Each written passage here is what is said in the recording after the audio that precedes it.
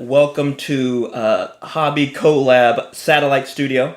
Zach is out today. He is playing 3rd edition or something because that's a thing to do.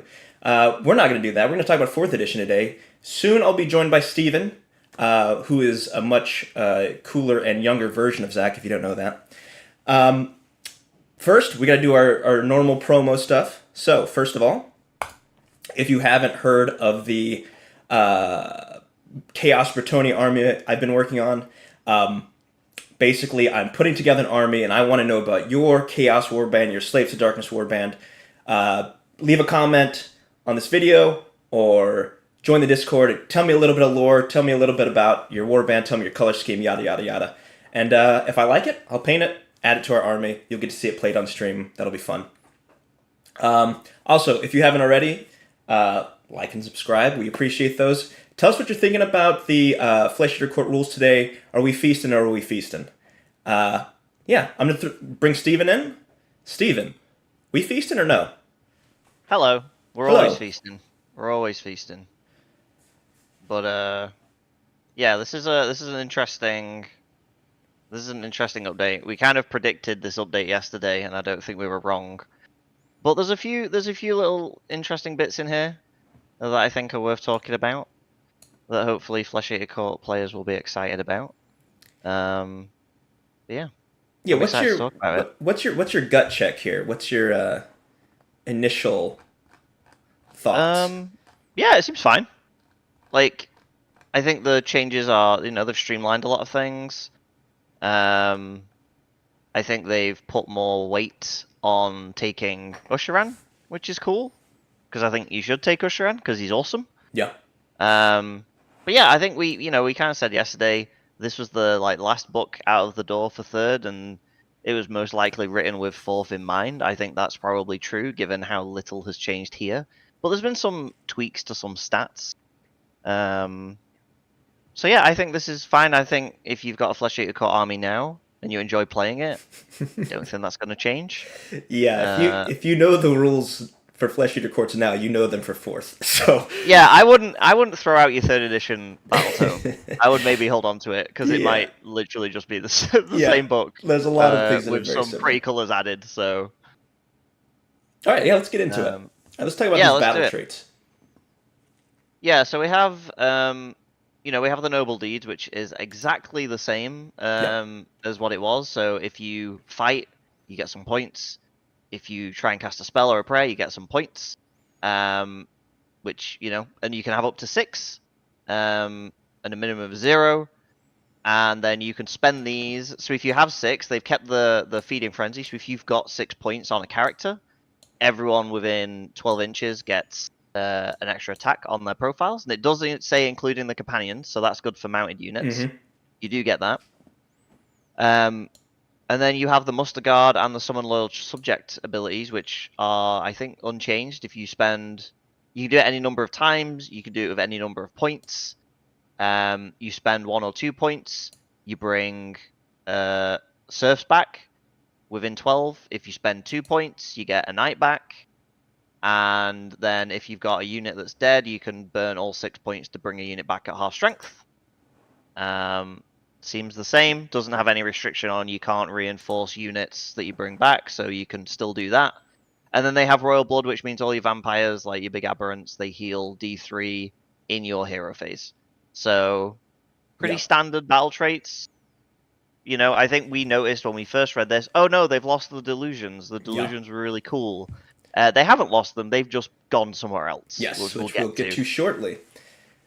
But yeah, I mean, how do you feel about these? Cire, I assume you feel the same as how you felt when you played it against them the first time. Yeah, I feel exactly the same. They feel pretty much the same. The Court of Delusions has been moved to Ushoran, which I guess feels like a nerf overall to the army. But if you bring Ushoran, you haven't really lost that ability. I guess it encourages you to bring Ushoran, which is awesome because he's a great model anyway. Summoning, also, I believe this army had some summoning abilities. Right? Yeah, so, but the summoning changes are, a little different now, so. Yeah, Let's. James is saying in the chat that you can't bring back models revived to units anymore. Is that a universal rule? Because it doesn't state that in those two rules, so I'm not sure Oh, are you if that. talking about in the summon loyal subjects? Yeah, it doesn't have a restriction on. Noble D points. Use this ability, then pick a friendly serfs or knights unit that has been destroyed to be the target. Spend that all this year's note to set up a replacement unit within half the number. Yeah. Then the Muster Guard doesn't say. It just says pick a friendly courtier hero and that has one or more noble deed points. Then spend noble deed points. You spend one, return friendly serf units whole in 12. If you spend two, return one slain model to units wholly in 12 knights. It doesn't say you can't bring them back. Yeah, I guess it'll need some clarification. Maybe, James, if you could point us in the right direction, because... That replaced me with half the number of models. I guess, is it like, because it's like technically a new unit with half the number of models? Yeah, maybe that needs an FAQ. But yeah, I mean, honestly, that sounds reasonable though. Yeah. Like, I think you're going to want to take big units with these guys anyway. Yeah. Just reading it. And then, yeah, we've got our one sub-faction, the Ghoul Patrol. Don't know how much this one's getting used, I'll be honest. Ghouls are kind of meh. But we haven't seen the Ghoul Scroll, so maybe they'll get a glow up. But basically, this one allows you to pick 2 units of ghouls to fight, and they get to fight at the same time. Essentially, you resolve them one after the other. Yeah. Fun. So, yep, Yeah. cool. Yep, double dipping on combat activations could be fun. Yeah. But yeah, it's not. Definitely going to be, war scroll dependent, and target And dependent. it has I to be guess, too. crypt ghouls as well. It's not like it's not like serfs or anything. It is crypt ghouls. Yeah, crypt ghouls This is specifically. going to demand that you take a lot of crypt ghouls. I mean, yeah. At least that's a cool name. Ghoul Patrol. I like it. Ghoul Patrol's an awesome name. Yeah, Good yeah, name. I love that. All right, let's talk about this spell. Oh yeah, this manifestation. So yeah, we haven't seen many of these in these previews, so it's always interesting when we see one. So this is the Corpse Mare Stampede, costs 7, and you set it up wholly within 9 and more than 9 from enemy units, because now I guess they count as full-on units. So there's going to be that restriction. Yeah. But yeah, I mean, it's a pretty interesting. I'll scroll down to it. Yeah, I'll scroll down and actually show people what it does. But yeah, this thing, it's kind of interesting. It's got 10 wounds, which is a lot, 10 health, and it moves 12. It can move even if it's in combat, so you can't bog it down in combat. It has 10 attacks, 5s and 3s, no rend 1 damage, but then after it's moved, you pick 3 enemy units it passed across, and on a D3, on a 2-up, they take that number of mortal wounds. So it moves around, deals mortal wounds, but I think this is a really good screen unit, because it could be a screen for you, and then you can also move it through the unit that charged into it and get it out of the way, and then you can countercharge. So I like the use of this as a blocker, as kind of a disrupting thing. And I think the 10 attacks is like, whatever, it's a bonus. I don't think it'll do anything, but you might get lucky. But the mortal wounds when it moves is pretty good. I like this. I don't know. I think this is good. Yeah, we were talking about it before, and it's like, yeah, it's fine. It's like you just can summon it. You can just it's free, right? It doesn't cost you anything. So yeah, aside from the dollars to buy the model, but that doesn't count. No, and this one was the one that people never took. So if they've upgraded this one, it makes me excited for the other 2, which I think hopefully will also be interesting takes. Because I think there's 3 with this one. There's this one. There's the cup, which was really, really good, and then there's I forget what the other one is. Guys like crawling out of the ground, right? Is it like the fence? I forget. Oh, a fence. Yeah, I think it is like a movement blocker one. Yeah. Yeah. All right, let's talk about unit focus. So we talked about the Court of Delusion has been moved to Ushoran. We'll get to that in a second, though. Not much of a change in terms of his data sheet. We were looking at his attacks. He gained an attack on his scepter, but lost 2 on his monstrous talons. I think Which I think is a fair trade. Yeah. The scepter is significantly better. Yes. Yeah, my initial reaction seeing this was like, well, he's not as killy as Kragnos, but I think Kragnos might now be the new benchmark for 4th edition. I think he That might be the top profile. yeah, that's not a fair. Nothing can compare. No, I think this is good though. Like 16 wounds on a 4-up save with a 5-up ward With a is 5-up pretty ward. tanky. Like he's pretty tanky. Yes. Obviously he can heal because he's an aberrant, so he's Yes. got healing. So he used to have And 2d3 as part of his war scroll, but now he just has d3 as part of a battle trait.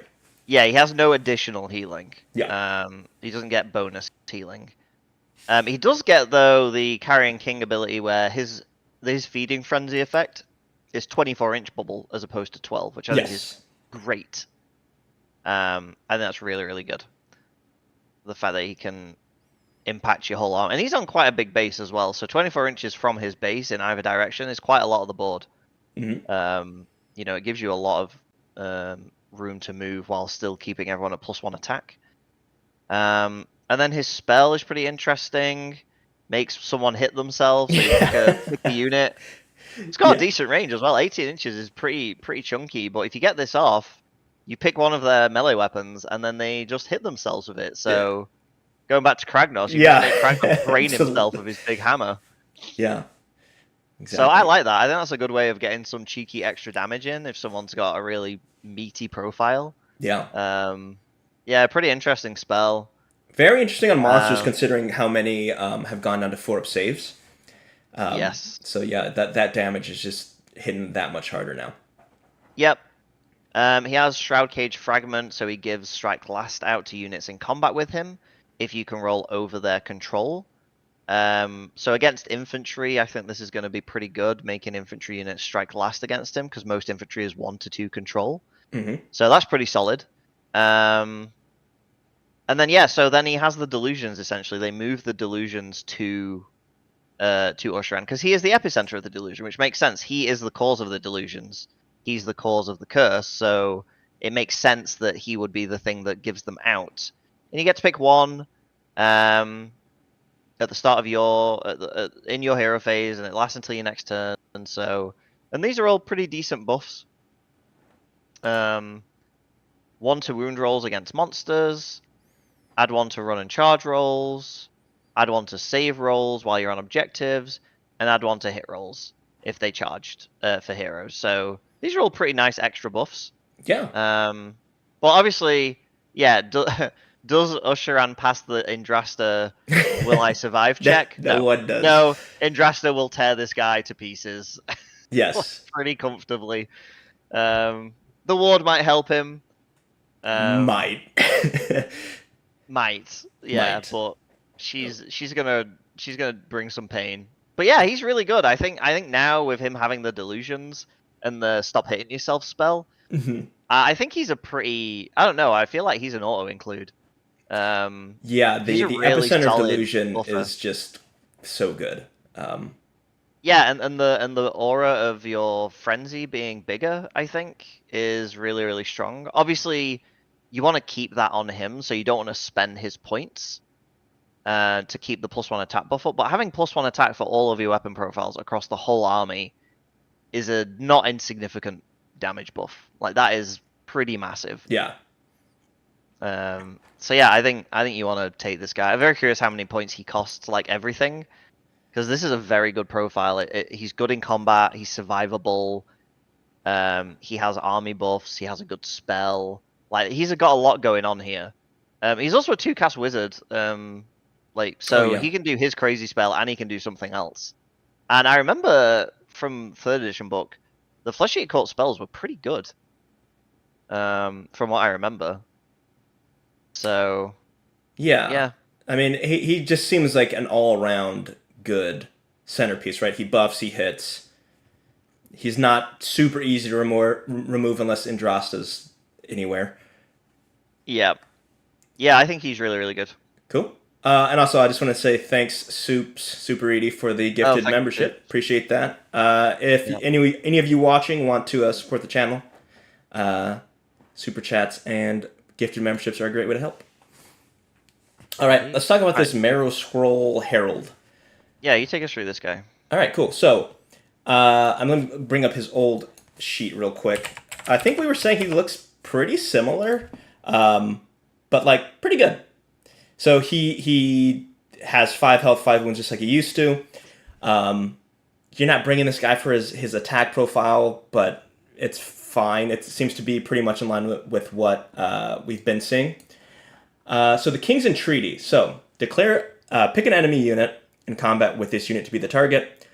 Roll a dice on a 3-up, pick one of the following effects. Those 3 effects are Attack the Apostate, so that's friendly Flesh Eater Courts units in combat with the target's have strike first for the rest of the turn. Welcome the Disciple. The target has the infected keyword for the rest of the battle. Each time your opponent declares a command, spell ability, or prayer ability for an infected unit, roll a dice on a 5-up. If they declare a command, that command has no effect, so that's pretty good. The command still counts as having been used, and the command points spent to use the command are still lost. So you can just make someone waste their command points, which is pretty solid. If they declare a spell or prayer, that ability, it fails. So, again, pretty good. We like the we were talking about it. We like the infected. We were less sure about the strike first. Yeah, I have a suspicion this infected mechanic might be across the army. I feel like he's not going to be the only thing that dishes this out, because I think it's part of the lore of the Flesh Eater Courts, right? Is they infect you with their insanity, and then it starts spreading, like, controlling you. So I kind of they don't talk about it much in the article, but I'm hoping that this is going to be more of a mechanic, kind of like we saw with the Weird Flame with the Tzeentch. I kind of hope that this is like, hey, there's going to be this thing. It's called Infected. You can dish it out in different ways. But yeah, I like this. I think this is really cool. If he's the only source of it, though, I don't know if it's worth taking him for this. Yeah. He doesn't do a lot else. He isn't a priest. He isn't a wizard. He doesn't have a good combat profile. He doesn't do anything for like your control or objective game. He just sort of is hard to kill because you can't shoot him or target him.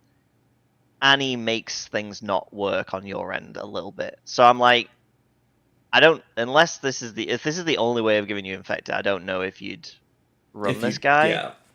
Yeah.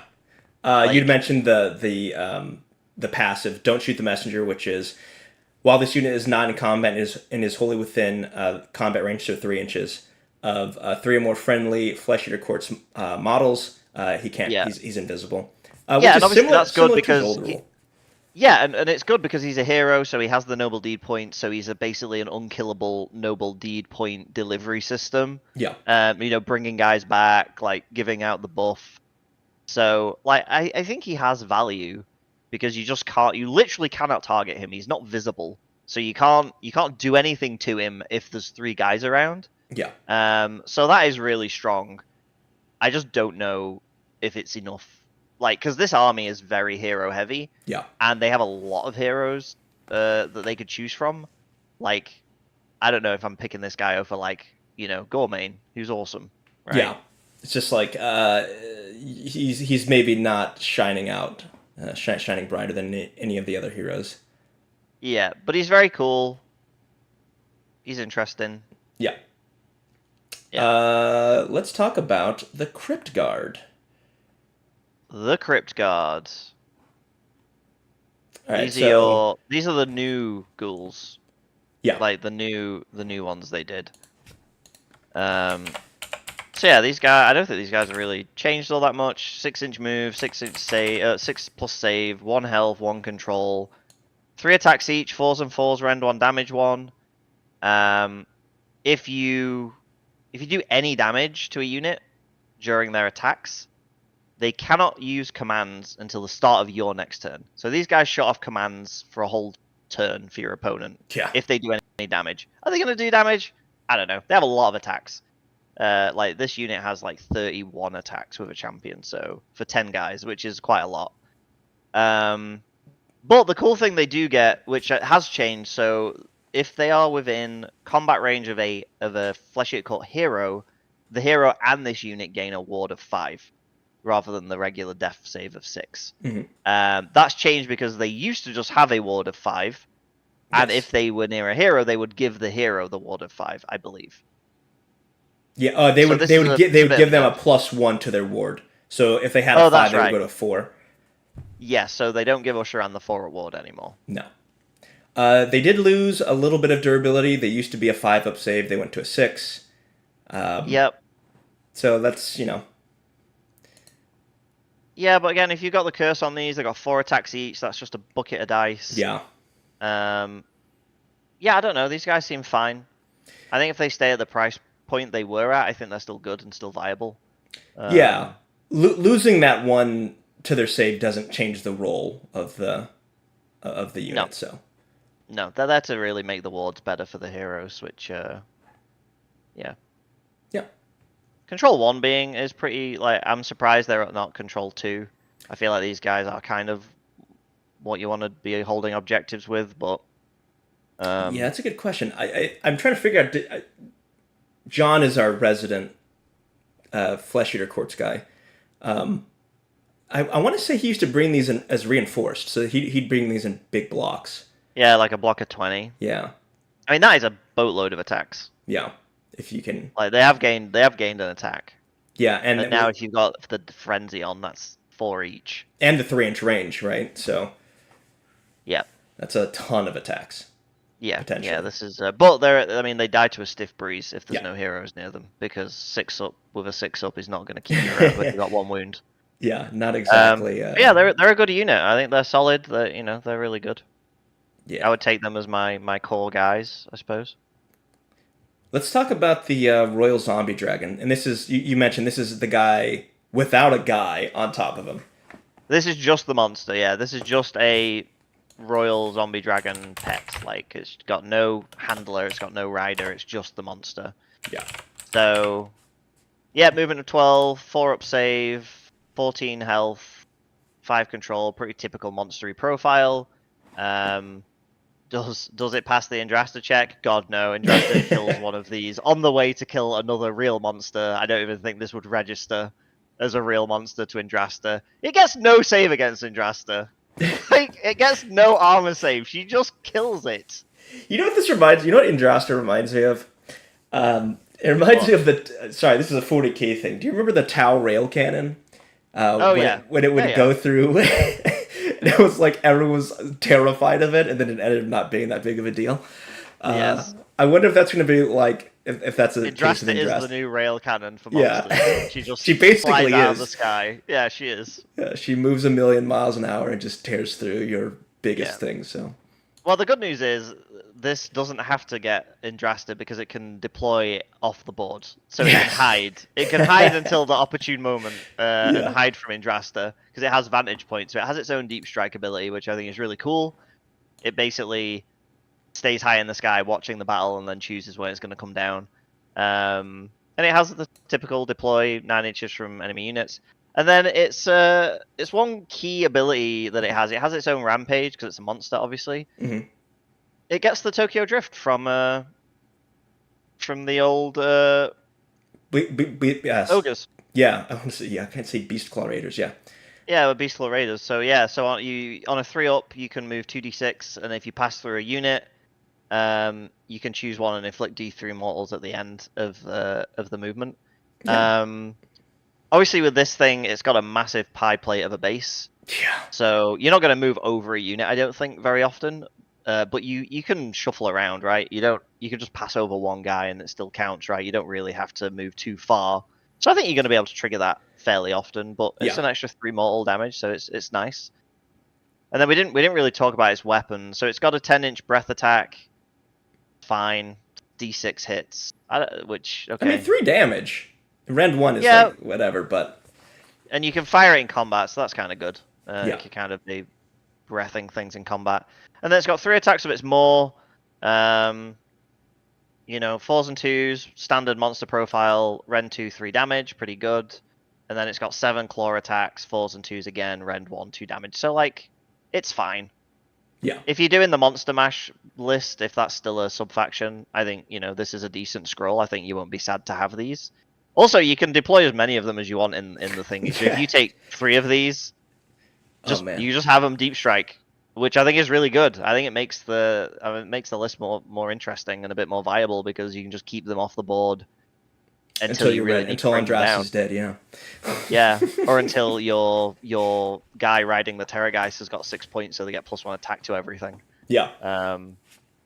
So yeah, I don't know. This is a decent scroll. Again, I think these will probably be fairly cheap monsters because this doesn't look very survivable.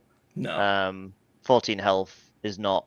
I mean, everything's got a little less lethal in this edition from what we've seen, So but they still, say. 14 health doesn't feel like a lot to me. No, it doesn't. I feel like that thing's getting tore up if someone wants it dead, it's dead. Yeah, and it doesn't have the healing because it has no vampire on top. So yeah, I think the monster version of this we'll see will probably have better stats. Yeah. And more abilities, which I think will be the one that you want to take. But again, if you're running the monster mashup version where you need just generic monsters to fill your slots, this is probably where you'll go. Yeah. I mean, it could be worse. It's not terrible. Yeah. All right. Pretty short article today. We're gonna go over and talk about. We're not gonna talk about Spearhead, but we do want to look at the Morbeg Knights because we're just curious about the stat line because we know that those are staying the same from Spearhead to big AOS, if you will. Yeah. So compared to the old ones, these did gain a wound. Health. Excuse me. They gained a health. They went from 3 to 4. Their attack profile's similar to what it used to be. They used to be 3/3s on both on both weapons. It's now 3/4 on the Grizzly Lance and then 4/3. So I guess it kind of doesn't exactly even out, but it's in line with what we're saying about this like slightly lessened lethality. Although they do get the +1 damage on the charge.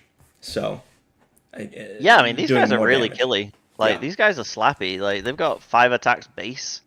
Then if you're charging 2 damage across all of it, you take a unit of 6 of these, they're gonna get some work done.